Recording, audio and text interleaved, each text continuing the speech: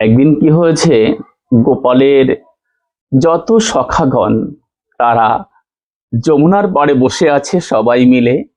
আর সবাই অপেক্ষা করছে মানে কখন গোপাল তাদের জন্য ক্ষীর সর ছানাননি নিয়ে আসবে। কিন্তু সেদিন কি হয়েছিল, সেই শ্রীধাম বৃন্দাবনের ব্রজ গোপিকারা, যারা গোপালকে নিজের ছেলের মতো করে ভালোবাসতো, নিজের সন্তানের মতো করে ভালোবাসতো, তারা গোপালের জন্য সমস্ত ক্ষীর সর ছানাননি সাজিয়ে রেখেছে তাদের বাড়িতে। আর তারা সকলে লুকিয়েছিল গোপালকে ধরবার জন্য। তো কি হয়েছে, গোপাল সেটা বুঝতে পারেনি।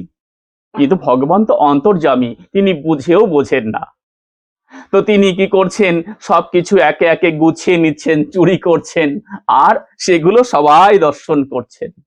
করে গোপালকে যখন ধরেছে, মানে গোপাল পালিয়ে যাচ্ছিল, ঠিক সেই সময় গোপালকে ধরে ফেলেছে।